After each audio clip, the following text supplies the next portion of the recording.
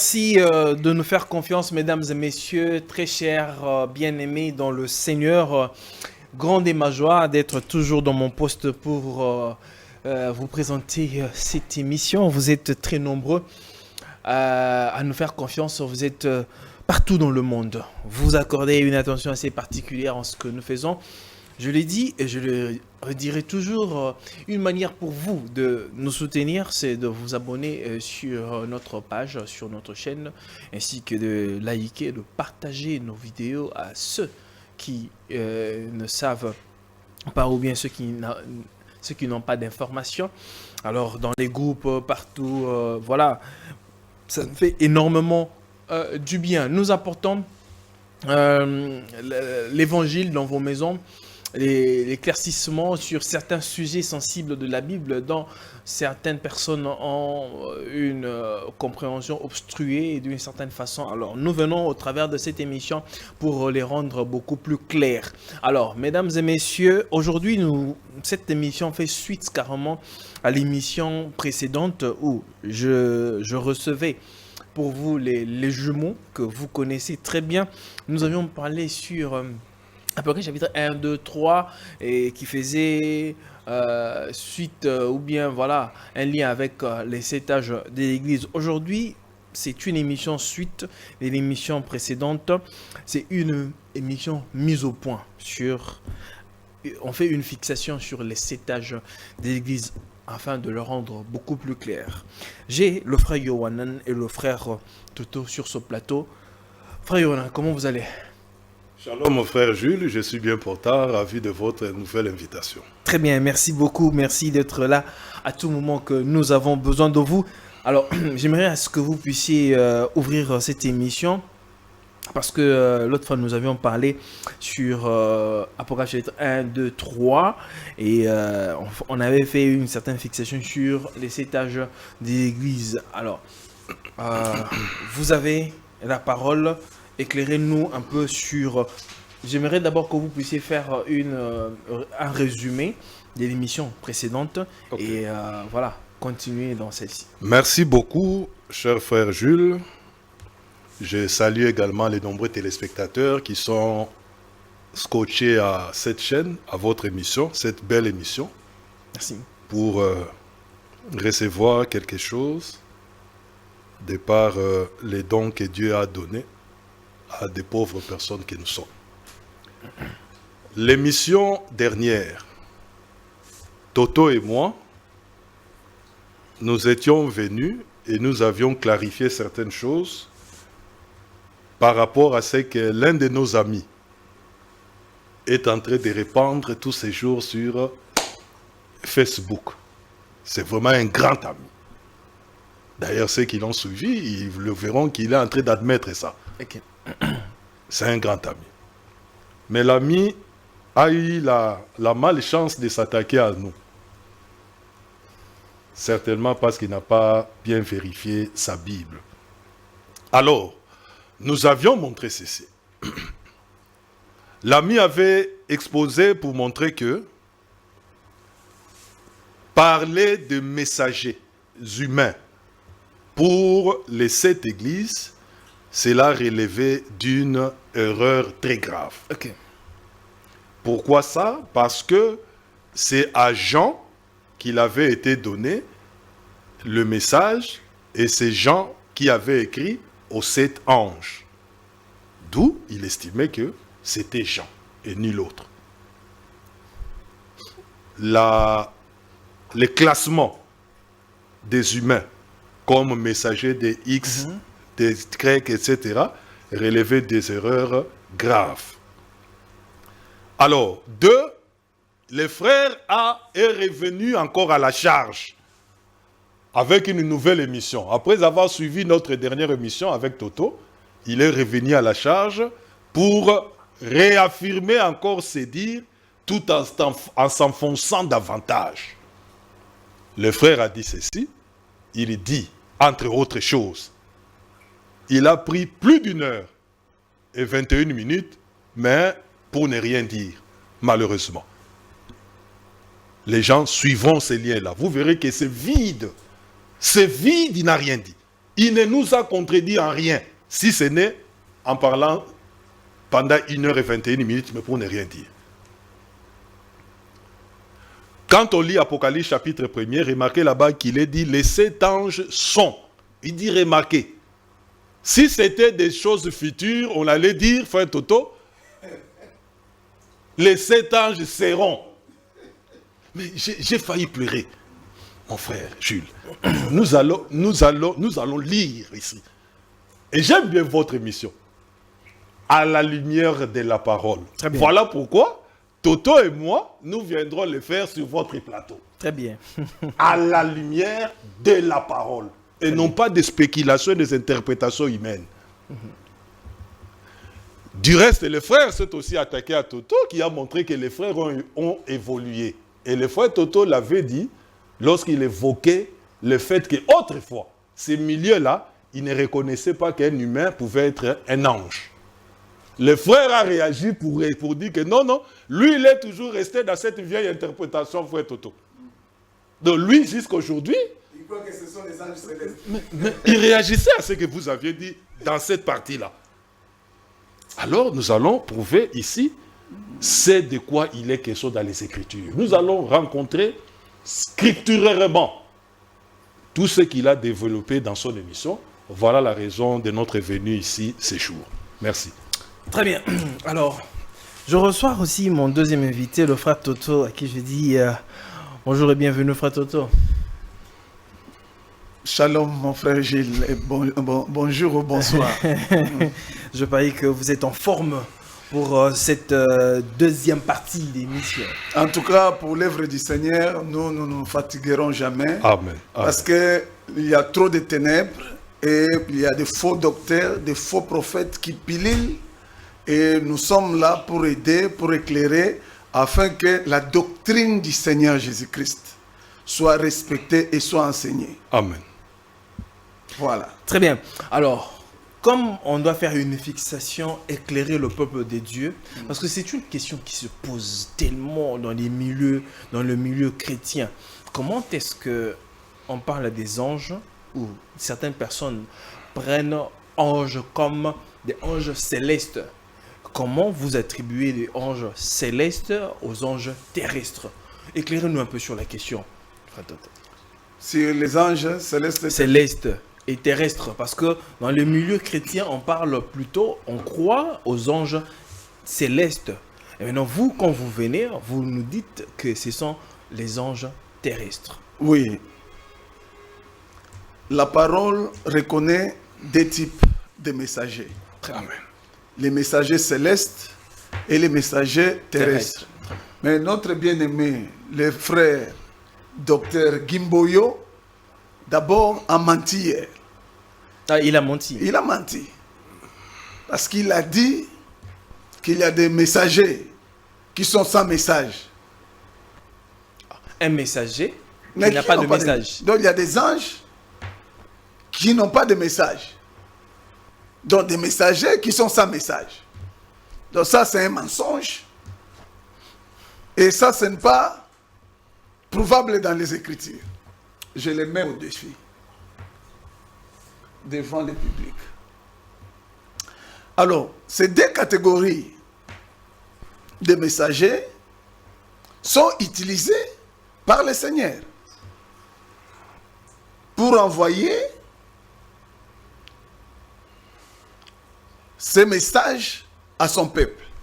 Vous avez vu par exemple, Gabriel a été envoyé auprès des parents de Jean-Baptiste pour annoncer la naissance de Jean-Baptiste et pour montrer la commission de Jean-Baptiste. Ça, c'est un messager céleste. Mais Jean-Baptiste lui-même, il était un messager terrestre. Et il devait préparer la venue du Seigneur. Donc, les deux types de messagers sont prouvables dans les Écritures. Tu peux prendre la Bible, ta Bible, on peut lire dans Malachie 4, j'aime cette écriture parce que c'est mon ami Yohanan qui aime cela. Très bien. Malachie 2, si tu trouves ça avant moi, Yohanan, tu peux lire Malachie 2:7. 2:7. Oui. Malachie 2:7. Je te lis Oui, tu dans peux. les versions que j'ai ici. Voilà. Je lis dans la Bible des peuples, voici ce qui est dit. Car ce sont les lèvres du prêtre qui gardent la connaissance et l'on entend de sa bouche la doctrine, car il est l'ange de Yahvé Sabaoth. C'est quelle version tu as lu? La Bible des peuples. Voilà. Je lis dans la Bible Beauvais-Bonnet de 1900. Car les lèvres du sacrificateur sont les gardiennes de la science et c'est de sa bouche qu'on demande instruction parce qu'il est l'ange de l'Éternel. Je lis dans la version Crampon de 1923, le même verset. Car les lèvres du prêtre gardent la science et de sa bouche on demande l'enseignement parce qu'il est l'ange de Yahweh des armées. Je lis dans la version Louis-Claude Fillon. Car les lèvres du prêtre garderont science et c'est de sa bouche que l'on demandera la loi parce qu'il est l'ange du Seigneur. Il y en a tellement beaucoup. Voilà. Donc tu vois qu'un prédicateur, un enseignant véritable, parce qu'il y a des faux, loin par le Seigneur, c'est un messager. Exactement. C'est un ange du Seigneur. Exactement. Et ça trouble les gens. Parce que tout le monde, De tout enseignant de la parole de Dieu est un messager. je précise, tout enseignant véritablement loin par le Seigneur est un messager du Seigneur. S'il n'est pas loin par le Seigneur, c'est un messager de l'ennemi. C'est clair. Donc, il y a des messagers terrestres et les messagers célestes. Très bien. Maintenant, la difficulté, quand nos frères des assemblées des saints, parce que lui, il est de ces groupes-là, c'est qu'ils ne comprennent pas ces écritures. Et ils ont commencé à prêcher, ils avaient commencé par dire que les anges d'Apocalypse 2 à 3, c'était des anges célestes. Plusieurs années. Nous, on partait là-bas, on discutait avec eux, nous les démontrions que ce sont des hommes. Mais ils ne croyaient pas. Mais Dieu ne manque pas ses fils partout. Parce que Dieu a aussi ses fils dans les assemblées des saints. Ceux qui aiment la vérité, qui ont l'amour de la vérité, ont commencé à croire que ces anges-là sont des hommes.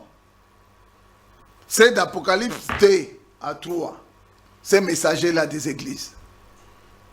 Mais il y a aussi des gens qui continuent à être incrédules parmi eux et qui disent que ces anges-là, ces messagers-là, sont des anges célestes.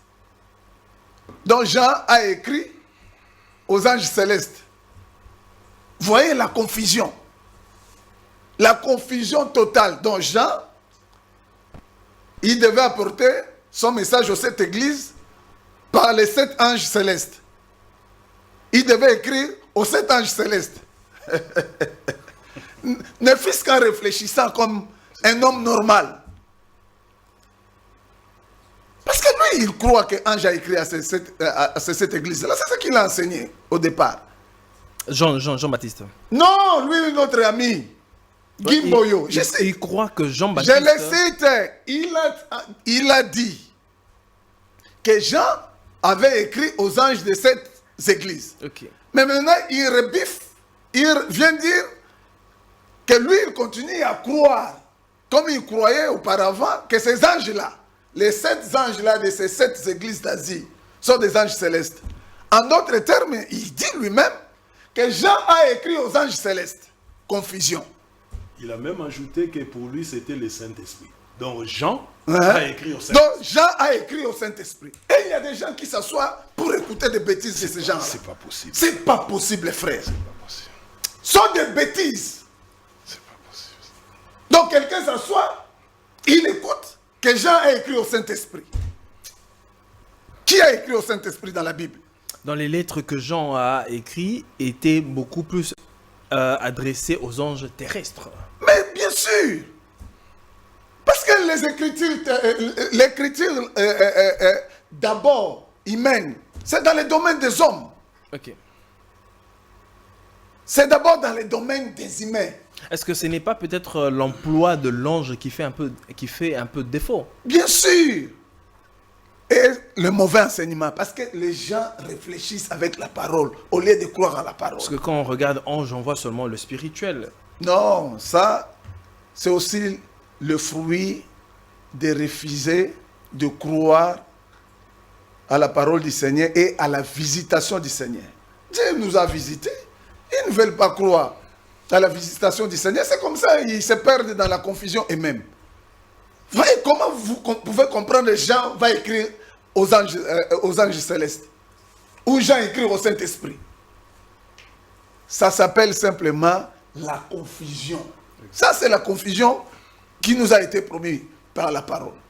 Très bien. Merci. Frère Yohanan. Oui, mon frère. Parce qu'on parle, le frère Toto a mentionné cette différence-là des anges. Il a parlé, il a dit qu'il y avait des anges célestes ainsi que des anges terrestres. Alors, quelle est la différence entre les célestes et les terrestres? Et quel est l'apport des célestes aux terrestres? Merci beaucoup, mon frère Jules. Pour qu'il n'y ait pas de confusion. Merci beaucoup. Mais déjà, le verset que nous avons lu, et il y en a beaucoup, témoigne à suffisance que il y a des hommes anges. Pourquoi ange? Parce qu'il est porteur des messages. Lorsque même les frères Jules envoient quelqu'un ici, avec une note, il prend ceci, va les donner à tel. Cette personne-là, c'est un ange. Parce qu'il est porteur des messages. Frère Yohanan, vous voulez dire que n'importe qui est un porteur d'un message? Non, c'est lui à qui l'on a donné un message pour le transmettre. Parce que vous avez dit un homme de Dieu, par le Saint-Esprit authentique, est un messager. Mais oui, De Dieu. c'est un messager de Dieu. C'est un messager de Dieu. C'est ce que l'Écriture dit. Il est porteur d'une bonne nouvelle. L'Écriture dit, où précisément? Il y a beaucoup d'Écritures, nous allons le développer. Très bien. Je commence mon intervention en réagissant à quelque chose que le frère a dit, certainement pour essayer de salir le milieu du message, je ne sais pourquoi, en disant que dans le milieu du message, voilà pourquoi les gens en sont arrivés à adorer Branham, chose qui n'est pas perceptible chez eux dans le milieu des assemblées des saints. Bon, envisageons même que cela soit ainsi. Frère Jules. Mais moi, au contraire, quand il dit ça, cela m'encourage que nous sommes dans les vrais. Amen. Comment ça? Mais comment ça? Les diables que nous connaissons aujourd'hui, frère Gimboyo, les diables étaient avec qui? Les diables n'étaient-ils pas dans l'assemblée de Dieu? Frère Jules, les diables, il était avec qui? N'est-ce pas qu'il était avec Dieu? C'est très grave. Est-ce pour autant que Dieu est devenu faux parce que le diable a fait ce qu'il a fait? Non. Je peux même aller plus loin. Il peut arriver qu'un véritable serviteur de Dieu s'attache à quelque chose de faux. Frère Jules, ça peut arriver. L'apôtre Yohanan, Jean, qui a reçu le livre de l'Apocalypse, vous lisez à la fin, il avait voulu adorer l'ange qui lui montrait les visions. Frère Jules, vous le lisez. Jean s'est pour adorer cet ange-là. N'eût été le refus de cet ange-là. Jean était déjà là à l'adorer. Mais l'ange a dit, non, ne m'adore pas. Adore Dieu. Je suis l'un de tes compagnons et celui de tes frères les prophètes. Qu'est-ce qu'il va dire, notre ami? Donc là, Jean faisait allusion à un ange terrestre. Mais Jean voulait adorer un ange. Qu'est-ce que le frère dirait? C'est une confusion notoire. C'est une confusion notoire. Du reste, dans le milieu des assemblées des saints, bon, je n'aimerais pas entrer là-bas. Lui-même, il sait ce qu'il y a là-bas. Les désordres qu'il y a là-bas. Je reviens ici. Le frère a tellement fait des déclarations, frère Jules,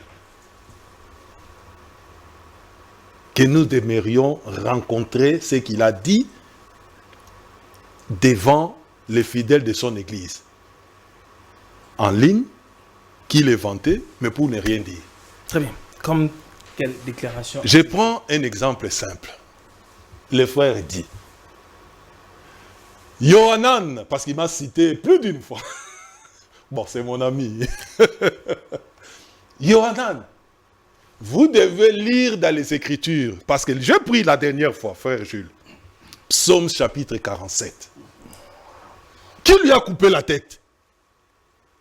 Dans le Psaume chapitre 47, le verset 4, le Seigneur compte les étoiles et il leur donne des noms. Ça va, frère Jules? Et nous avons montré que les étoiles, c'est la sémence d'Abraham. Et nous avons donné des exemples dans la vie de Jacob. Joseph, qui était une étoile, a vu 11 étoiles, plus le soleil et la lune, s'est prosterné à ses pieds. Le père prophète a compris, il a dit, veux-tu dire que moi, ta mère et tes frères, nous venons nous prosterner devant toi? Donc, les 11 étoiles là, le Seigneur en avait compté 11 pour se prosterner devant Joseph. Et leurs noms sont connus. Les 11 frères de Joseph. De Ruben à Benjamin. Leurs noms sont connus. Frère Jules. J'ajoute même aujourd'hui encore. Nous sommes dans Apocalypse 12. J'ai vu une femme avec une couronne de 12 étoiles. Les 12 étoiles là, c'est qui? Là, le Seigneur en a compté 12. Et leurs noms sont connus. Il est question des 12 apôtres de l'agneau. Pierre, Jean, etc., Barthélemy, Matthieu, Jude, etc., jusqu'au tout dernier. André, etc. Thomas, et ainsi de suite. Ça, ce sont les Écritures. Maintenant, le frère réagit en disant, non, non, vous devez lire dans la Bible les noms de ces anges-là, frère Toto. Donc, vous devez ouvrir la Bible et dire, je prends un exemple, hein, dans Luc chapitre, par exemple, 4, verset 2, voici là où il est dit, l'ange là, c'est Jules. Mais quelle gravité. Il dit, c'est dans la Bible. Mais mon frère, Ésaïe chapitre 8, verset 20 dit, à la loi au témoignage, si l'on ne parle point ainsi, il n'y aura point d'aurore. L'apôtre Paul a dit dans 1 Corinthiens 4, verset 6, apprenez en nos personnes à ne pas aller au-delà de ce qui est écrit. Et ce qui était écrit, c'était quoi? L'Ancien Testament. Voilà. Il ne faut pas aller au-delà de ça. Que les frères me disent, où est-ce qu'il a lu le nom Jean-Baptiste dans Malachie chapitre 3, verset 1er, dans la Bible, pour lequel Paul a dit, vous ne devez pas aller au-delà de ce qui est écrit. Et ce qui était écrit, c'était l'Ancien Testament. De Genèse à Malachie. Point. Où était-il écrit là-bas? Je vous enverrai mon messager Jean-Baptiste.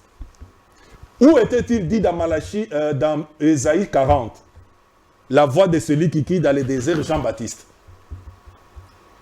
Mon frère, vous ne voyez pas que ça, c'est un théâtre? Si c'est un théâtre... C'est un théâtre auquel nous assistons publiquement. Un théâtre qui ne dit pas son nom. Où avez-vous vu la promesse dans Genèse 15? Le nom Moïse, dans ce que Dieu avait dit à Abraham. Parce que nous devons aller au-delà de ce qui n'est pas écrit. Nous ne devons pas aller au-delà. Je suis d'accord. Mais là, je vous parle de la Bible. Où est-ce que le Seigneur a trouvé? Où est-ce que Moïse a trouvé son nom? Où est-ce que Jésus a trouvé le nom Jean-Baptiste en disant que Malachie 3, c'est Jean-Baptiste? Où est-ce que Jean-Baptiste lui-même a trouvé son nom pour dire que moi, je suis la voix de celui qui crie dans le désert? Très bien. C'est une nécessité spirituelle très grave qui doit être soignée. Une nécessité spirituelle. Et cela le sera. Une nécessité spirituelle. Très grave. Frère Toto, parlons un peu de la désignation. Parce que l'apôtre Jean a écrit des lettres pour les églises. Maintenant, qui est celui-là qui a désigné ces messagers pour les 7 églises? Et qui a fait le classement de ces messagers-là? Non, il y a des exemples. Au fait, le problème, c'est que nos frères ne comprennent pas le ministère du prophète ou d'un prophète. C'est très grave. C'est ça la vérité. Ils sont hostiles à un ministère prophétique. Ils sont hostiles. au ministère des prophètes. C'est comme ça, vous trouvez là-bas chez eux des prophètes sans prophétie. Je dis bien des prophètes sans prophétie. Parce qu'un véritable ministre qui a un véritable ministère prophétique doit avoir la prophétie. Si peut-être ils n'arrivent pas à bien vous cerner, c'est parce que vous vous êtes pas aussi bien expliqué sur la question. Mais nous sommes en train d'expliquer. Je vais donner un exemple. Très bien. Tu sais que dans la loi, on a parlé de deux magiciens qui se sont opposés à Moïse. Amen. Des magiciens. Ça, je lui donne lui. Qui disent à ses suiveurs. Qui Frère Les Guy. frères Guy, à ses suiveurs. Ces deux magiciens-là. Dans sa Bible. Leur nom se trouve dans l'Ancienne Alliance. Mais quand un véritable ministre oint Amen, amen, amen, amen. du nom de amen. Paul Amen. est arrivé, Amen. Frère Guy, prends note. Prends ton stylo, note. Un véritable ministre, et je dis encore pour les achoper, les messagers de l'église d'Éphèse, Amen. Amen. je Amen. vous achoppe. Amen. Il a donné le nom à ces magiciens-là. Amen. Janès et Jambres. Amen. Tu veux qu'on lise? Lui, il connaît. On peut lire. Lisons. Frère Yonan, tu peux lire pour moi. Parce que moi, je préfère continuer à commenter. Commente pendant que moi je retourne. Un véritable ministre oint, pas un faux apôtre. 2 Timothée chapitre 3 verset 8. De même que Janès et Jambres s'opposèrent à Moïse, de même ces hommes s'opposent à la vérité, étant corrompus d'entendement, réprouvés en ce qui concerne la foi. Tu as vu?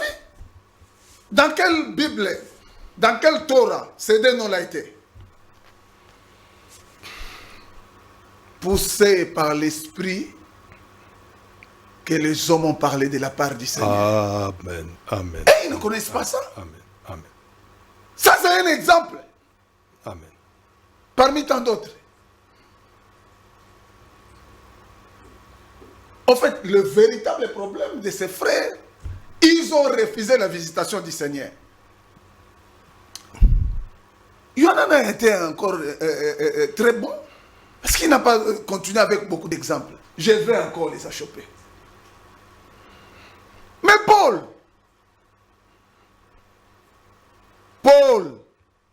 parce qu'ils disent, non, nous sommes dans la doctrine des apôtres et des prophètes, alors qu'ils sont loin de la doctrine des apôtres et des prophètes.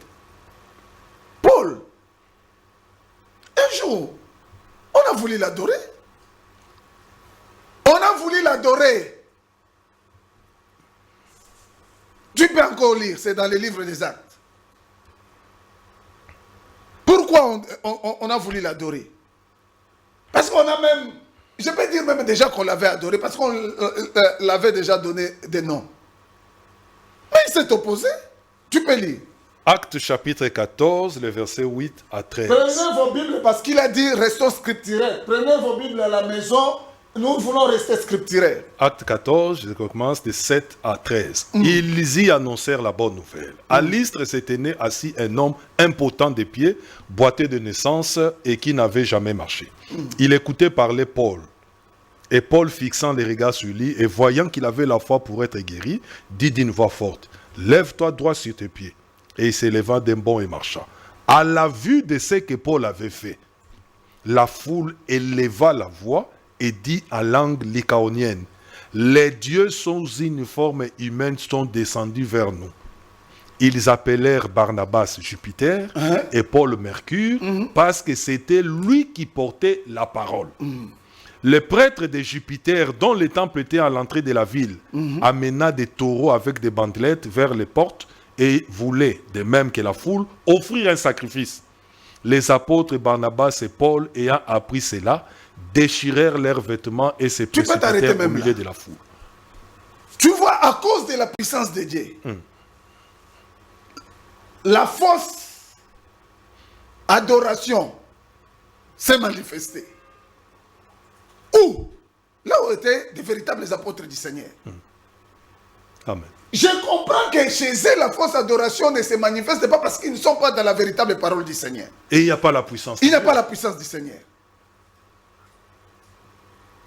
Quand Moïse, pour ne prendre que son exemple, avait la véritable commission, la véritable puissance du Seigneur, l'idolâtrie s'est manifestée dans l'assemblée. Les Datans, les Corées et les autres. Mais c'est dans sa Bible. En fait, ces gens ne comprennent ni les Écritures ni la puissance de Dieu.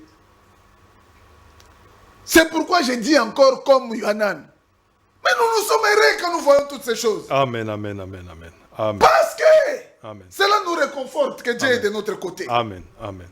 Amen, amen, amen. Et tu sais pourquoi? J'ai encore une écriture Très bien. qui nous réconforte. Chuté par là. Amen. L'apôtre Paul dit ceci. C'est dans 1 Corinthiens 11, 19. Je vais lire pour lui. Car il faut qu'il y ait aussi des sectes Amen. parmi vous. Amen. Amen. Donc il y ait des divisions, des sectes Amen. parmi vous. Afin que ceux qui sont approuvés, Yoka, écoute, afin que ceux qui sont approuvés soient reconnus comme tels au milieu de vous. Est-ce qu'il a dit qu'en dehors de nous, Paul, moi je préfère que toi-même tu puisses lire. Il y a même, donne à Gilles, les journalistes, qui lisent. Donnez-moi le passage. 1 Corinthiens 11, 19. 1 Corinthiens 11, 19.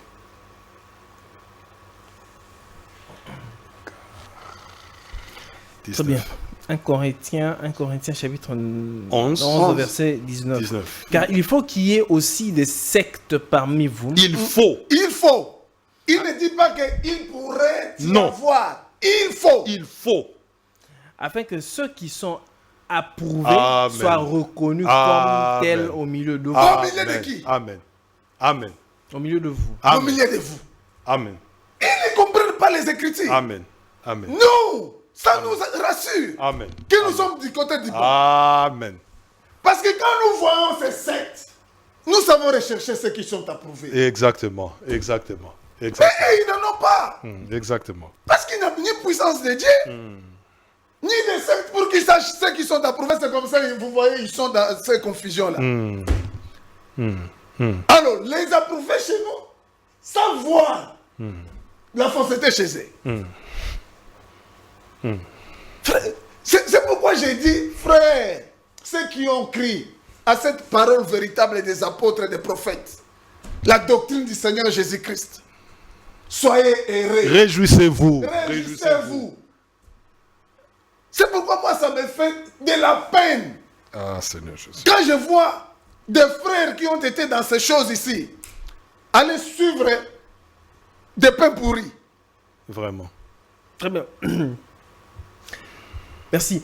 Frère Toto, la question reste pendante. Oui. Si Jean a écrit les 7 lettres pour les 7 églises, Qui sont envoyé les 7 lettres aux 7 églises qui sont en Asie mineure. Vous voulez cette précision-là? Parce que il y a une référence aux anges terrestres et non aux anges célestes. Alors, la désignation se fait par qui de ces anges-là? Toujours par Jean-Baptiste ou par le Seigneur lui-même? Ok. Merci beaucoup, mon frère Jules. Soit dit en passant, j'ai là un défi au frère. Il a dit qu'il allait donner les noms de l'ange d'Éphèse à Laodicée. Ok. Hein, frère Jules? Selon l'histoire. Selon l'histoire. Déjà, selon l'histoire. Selon l'histoire, vous allez voir que toutes les églises là n'étaient pas dirigées par un seul évêque. Il y avait une pluralité d'anciens Amen. dans chaque église. Ah, s'il y avait pluralité d'enseignants dans chaque église, Oui, oui. comment nous sommes arrivés alors à dénicher, à prendre seulement un, alors qu'il y avait plusieurs? Justement, c'est là justement que moi je l'attends. S'il donne la réponse là, Je reviendrai sur ça, frère Jules. Quand vous lisez déjà, il y a plusieurs écritures. Vous lisez l'apôtre Paul. Vous lisez dans les écritures, Philippiens chapitre 3, ceux qui sont à la maison pourront lire. Paul a écrit aux anciens et aux diacres de la ville de Philippe. Ça, c'est Philippiens chapitre 3. Vous lisez dans Actes chapitre 20, des milliers Paul a envoyé appeler les anciens d'Éphèse. Vous lisez dans Tite chapitre 1, Paul avait laissé Tite pour qu'il établisse des anciens dans chaque ville. Vous lisez toujours dans les livres des Actes, Paul avait fait élire des anciens dans chaque église. Alors pour le cas échéant ici, qui est celui qui a décidé? Maintenant, je réponds. Très bien. Dieu, qui est l'auteur de la parole, connaît la personne indiquée pour telle promesse qu'il a faite. Frère Jules. Dieu qui connaît l'auteur, Dieu qui est l'auteur de la parole. Parce que c'est poussé par le Saint-Esprit que les hommes ont parlé de la part de Dieu. Évidemment, je suis tout à fait d'accord. Voilà pourquoi aucune prophétie ne peut être l'objet d'une interprétation particulière. Très bien. La personne qui a énoncé la prophétie, qui en maîtrise les contours, c'est lui-même qui doit l'interpréter. Le Seigneur Jésus? Mais c'est le Seigneur, bien sûr. Et le Seigneur, quand il interprète, nous avons donné des exemples probants. Mais ici, vous avez parlé de Pierre, vous avez parlé de Tite. Mais pourquoi ici, par rapport au cet âge de l'Église, vous parlez du Seigneur Jésus-Christ? Non, mais attendez, je donne ce genre. Très bien. Nous allons avancer. J'y vais mollo. Très bien. Parce que l'émission est pédagogique. Évidemment. Voilà. Comme nous sommes en train de tendre déjà vers la fin. Ok, c'est pas un problème. Nous prendrons le temps que nous prendrons. Il n'y a pas de problème. On n'est pas pressé. Il parle, nous parlerons. Nous viendrons. Nous détruirons. J'ai dit qu'on n'allait laisser aucune trace à ces mensonges. Le Seigneur a interprété sa parole comme il avait fait au jour de Jean-Baptiste, comme il a fait au jour de Paul que nous avons lu. Paul est venu nous dire qu'il y avait les deux magiciens qui s'étaient opposés à Moïse, c'était Jeannès et Jambres. Frère Jules, les frères croient ça. Mais c'est écrit où? Les frères croient que c'est Jean-Baptiste qui a accompli Malachie 3. Hein? C'est écrit où dans Malachie 3 là? Il croit que Jean-Baptiste a accompli Ésaïe 40. C'est écrit où? Et tant d'autres prophéties qui ont été données, ou qui ont été rattachées à X ou Y personnes. Ce sont des faux fouillants. Ça, c'est de un. De deux, la chose qui a amené justement les frères à dire que non, ça ne peut pas être vos gens-là que vous avez cités. Pourquoi? Mais c'est parce que là, on a dit les 7 anges sont. Et le frère a dit, ça, vous voyez, frère Yohanan, frère Toto, si c'était des personnes futures, on allait dire les 7 anges seront. Mais j'avais honte. J'ai baissé la voix parce que je suivais son audio devant mon épouse. J'ai eu honte. J'ai dit, il ne faut pas que mon épouse entende des choses pareilles. Ça, c'est la honte. J'ai lu la Bible. Très bien. Que tous ceux qui l'ont suivi puissent ouvrir leur Bible. À la lumière. Moi, j'aime votre mission. Que Dieu bénisse cette chaîne. Merci. Et qu'il vous bénisse, frère Jules. Amen. Que vous alliez de l'avant. À la lumière de la parole. Cette églises qui sont en Qui avis. sont. Donc, comme on a dit, qui sont, il ne peut pas y avoir de futur. Ok, je lis. Je vais donner des exemples dans les Écritures. Je prends les livres du prophète Ésaïe.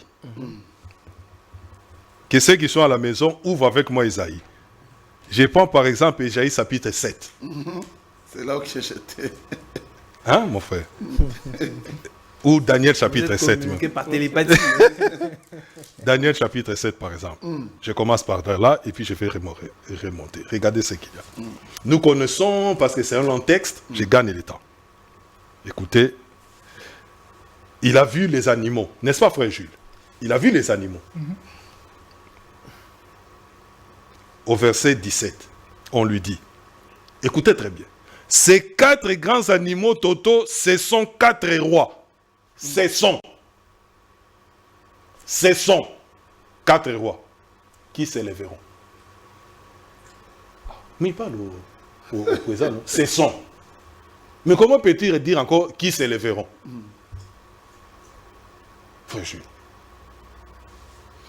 Et regardez, il dit qui s'élèveront.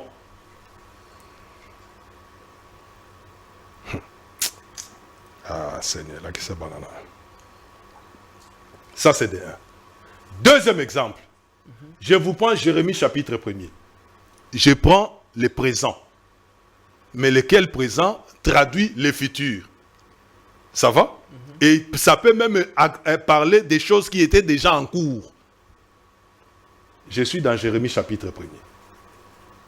Je lis les versets 13. Suivez-moi très bien. Prenez et vérifiez.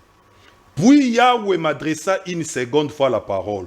Que vois-tu encore? Que vois-tu? Ça va? Jérémie répond.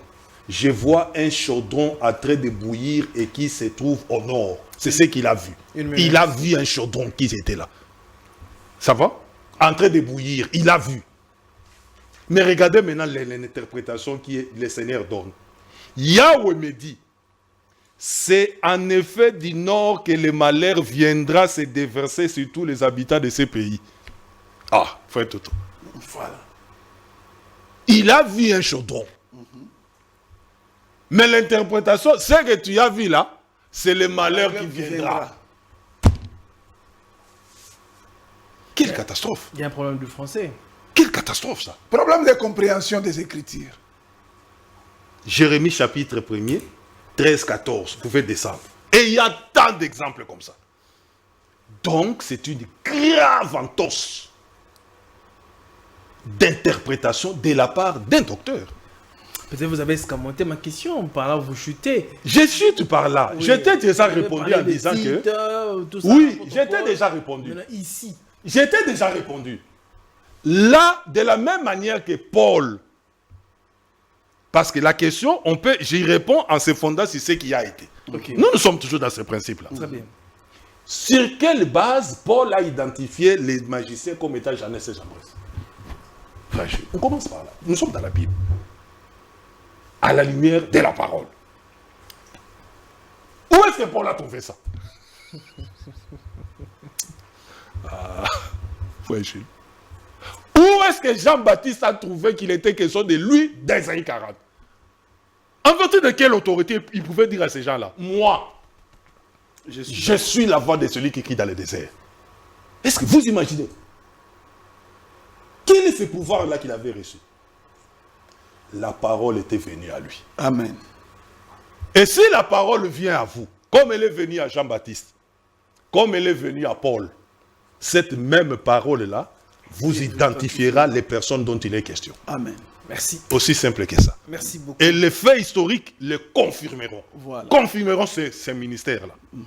Très bien. Alors, nous allons clore par cette question, frère Toto. Je sais que vous allez rebondir aussi.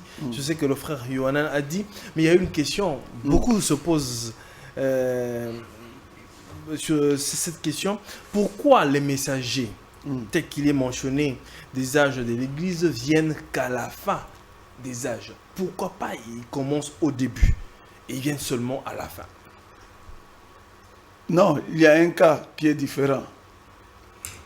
Mais je vais te demander aussi, je vais te poser une question. Non, nous voulons rester scripturaires. Évidemment. Jean, toi, tu les classes comme messager de quel parti? Jean-Baptiste, Oui. par rapport au cet âge de l'Église? Ou bien par Non, rapport d'abord par rapport à la parole. Bon, prenons même Moïse. Moïse est venu quand? Au début de l'âge? Parce que le temps de la loi, même Genèse, nous mettons ça sous la loi, non? Genèse 1, quand Dieu créa 7 jours et tout ça. Moïse était venu au commencement là-bas. Non, non. Il est venu quelque part, non? Oui. Les cas sont légion. Les cas sont légion. Noé, en son âge, il s'est manifesté au début de cela ou bien à la fin? Vers la fin. Vers la fin. Alors, je ferme rapidement cette parenthèse parce que je voulais quand même rebondir sur quelque chose. Il a dit. Il a dit que tout ce qu'on devait parler devait être écrit. J'ai dit oui, amen. Mais je le pose la question. Vous, les suiveurs de Gimboyo, notre frère, notre ami, allez lui poser la question. C'était écrit dans quel livre que celui qui mangerait la chair humaine et boirait le sang humain aura les salis. Cela a même amené les disciples à quitter les seigneurs, certains. C'était écrit où? Jean chapitre 6. Aucunement. Voilà. Tous les frères ne comprennent pas la parole. Au fait, ils confondent la lettre et la parole. Aïe, aïe, aïe, c'est triste. La lettre et la parole. Parce que la lettre tue. Mais la parole, il faut que Dieu lui-même Amen. puisse être derrière. La parole, ce sont les écrits qui sont dans cette lettre-là. Les écrits, mais inspirés par Dieu lui-même. Ok. Sinon, ça sera le raisonnement. Là, je suis tout à fait Et la parole vient au prophète. Amen. Or, Jérémie 18, 18. Vérifiez chez vous à la maison. ici, comme Yonan a dit, quand le Seigneur a dit cela, les gens ont quitté. C'est un Parce qu'il scandale. n'a cité aucune écrit. Ça n'existait pas. Mais je sais qu'ils peuvent rebondir, non, mais il était le Seigneur. Oui, mais le Seigneur est venu accomplir ce qui était écrit de lui. Exactement. Maintenant, revenons sur autre chose qu'il a promis de parler aujourd'hui. Parce qu'il est en train de le faire. Oh non, je veux prouver que Branham est le disciple de Tazel Russell. Oh. Parce que Branham a prêché les âges de l'église. Encore de la confusion totale. En fait, ces gens-là ne comprennent même pas c'est quoi le plagiat.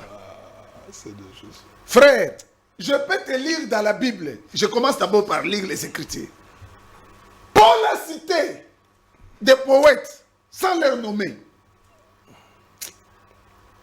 Scientifiquement, cela s'appellerait plagiat. Mais les prophètes que Paul a cités sont des prophètes païens. Ou des poètes païens. Je vais te lire.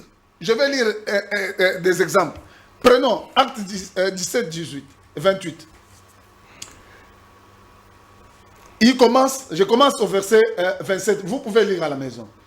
Il a voulu qu'ils cherchassent le Seigneur et qu'ils s'efforçassent de le trouver en tâtonnant, bien qu'il ne soit pas loin de chacun de nous. Car en lui, nous avons la vie, le mouvement et l'être. C'est ce qu'ont dit aussi quelques-uns de vos prophètes. De lui, nous sommes la race. Amen. Où Paul a eu ça? Paul dit que c'est ce que disaient quelques-uns de ces poètes. Paul a cité ces poètes-là. Il a donné leur identité. Donc Paul devait rejeter cette déclaration de poètes païens, parce qu'ici il est en train de parler, je crois, si c'est aux Athéniens ou à qui. Donc Paul devait rejeter cette déclaration-là, bien que c'était véridique, parce que c'était des prophètes païens qui ont dit ça. Nous partons encore dans Tite. Ok. Dans Tite 1,12. L'un d'entre eux, leur propre prophète, a dit crée-toi, toujours menteur, méchante bête, ventre paresseux. Et la suite, qu'est-ce qu'il dit? Il y en a, tu peux lire ce qu'il dit dans la suite. Tite. Au verset 13. Très bien. 2 minutes. Oui, s'il vous plaît, rapidement.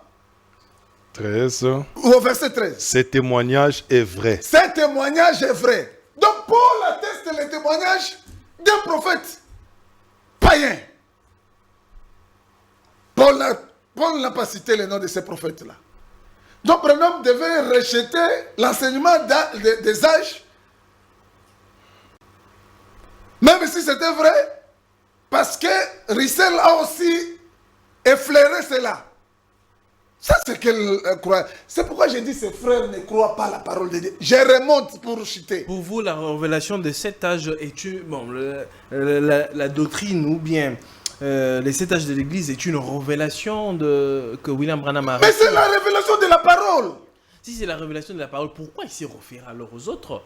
Mais je te pose la question, pourquoi Paul dit ici que c'est Dieu qui lui a révélé tout ce qu'il a enseigné. Pourquoi il s'est référé aux autres? Parce que Dieu, il a dit que tout ce qu'il a enseigné, c'est pas une révélation qu'il a reçue. Non, toi, réponds-moi. Et je demande aussi à ses disciples de me répondre. Moïse, qui a rencontré Dieu, voici ce qu'il dit. C'est pourquoi les poètes disent, venez à Esbon, que la ville de Sion soit rebâtie et fortifiée. Est-ce que Moïse donne-t-il le nom de ces poètes? Moïse, il répète ce que d'autres poètes ont dit. Alors que Moïse a rencontré Dieu lui-même. Moïse, Nombre 21, 27. Frère, c'est simplement de l'ignorance. Ne soyez pas intimidés, frère, quand on vous dit, oh non, il a lu ceci, il a copié, il a fait le plagiat. Ça n'existe pas. Ça, ce n'est pas le plagiat. Ce n'est pas du plagiat. Mais si tu as dit... D'ailleurs, il y a un exemple que moi et Yohanna nous aimons donner. Les démons ont identifié le Seigneur Jésus-Christ comme le Christ, le Fils de Dieu avant Pierre. Avant Pierre. Et Pierre a répété ce que les démons ont dit. Donc, ce que Pierre a dit était faux parce que les démons avaient dit ça. C'était un plagiat. C'est un plagiat. Pierre avait plagié les démons. Donc Pierre avait plagié les démons. Que tu es le Christ. Que tu es le Christ. Mais c'est de l'ignorance totale de la parole de Dieu, mon frère. Très bien. En tout cas, je sais qu'on aura toujours des séries d'émissions. Un mot, frère Jules. Très bien. J'ai dit ceci parce que les frères trouvent étrange. Vous savez aussi beaucoup, ils disent, mais comment on écrit à l'ange de l'église d'Éphèse alors que Paul était déjà mort, voilà. etc. Ça trouble les gens. Évidemment. Tout ça pourquoi? C'est que tu vois. N'est-ce pas? C'est ça le problème. C'est que tu vois. Troublé. Voici ce qu'il y a. Mais dans ce qu'il voyait là, il y avait des choses qui étaient en train de se passer. Il y avait des choses à venir. Je vous prends 2 exemples dans les Écritures. J'ai lu Apocalypse chapitre 1, le verset 19. Ici, je suis dans la Bible français courant. Écris donc ce que tu vois. 2 points. Aussi bien ce qui se passe maintenant que ce qui doit arriver ensuite. Amen. Frère Jules, je ne sais pas si vous m'avez compris. Écris ce que tu vois. 2 points. C'est-à-dire, on nous explique ces choses-là. C'est quoi? Ce qui se passe maintenant et ce qui doit arriver ensuite. 2e exemple. Apocalypse 17. Je suis toujours dans le présent là. Ce que tu vois. Nous allons détruire cette histoire. Il n'y aura aucune trace. Voici ce qu'il y a. Jean voit une femme sur une bête. Il voit. Apocalypse 17. Une femme sur une bête. Frère Toto. Hein, frère Jules? Il voit. Ce que tu vois, écris-le. Jean voit quoi? Une femme sur une bête. Laquelle bête avait 7 têtes et 10 corps. Ça va? On lui explique. Je termine par là. Versets 9 et 11. C'est ici l'intelligence qu'il y a de la sagesse. Les 7 têtes sont 7 montagnes sur lesquelles la femme est assise, frère Jules. Écoutez, ce sont aussi présents, ce sont aussi 7 rois. Mais écoute, 5 sont tombés. Voilà. Dans le passé. Oh, Milan, comment ce sont? Ce sont, non? Ce sont 7 rois. 5 sont tombés. Un existe et l'autre n'est pas encore venu. Et quand il sera venu, il doit rester peu de temps. Donc c'est une incompréhension grave de la part d'un enseignant de la parole. Ces gens ne comprennent ni la parole, ni les Écritures, ni la puissance de notre Seigneur. Nous reviendrons. Il y a beaucoup de choses. Comme il est en train d'aller mollo, nous aussi nous reviendrons au fur et à mesure que lui continuera à ajouter la folie qu'il appelle vérité. Les Écritures. nous viendrons toujours à la lumière de la parole. Merci beaucoup, Que Dieu merci te beaucoup bénisse. frère Toto, merci frère Yohanan d'être toujours là pour éclairer le peuple des dieux. Merci beaucoup, très chers téléspectateurs. On se retrouve très prochainement. Mais nous reviendrons ici pour la pyramide. Évidemment, évidemment. Très bien. Je vous donne rendez-vous peut-être la semaine prochaine pour un nouveau numéro. Le frère Toto et le frère Yohanan parlaient sur la pyramide. Un sujet aussi très intéressant qui fait couler beaucoup d'encre et beaucoup de salive. Envoyez-nous vos questions. On va les lire au cours de l'émission la semaine prochaine. Alors, on se retrouve très prochainement. Que la paix soit avec vous et que Dieu vous bénisse. Au revoir.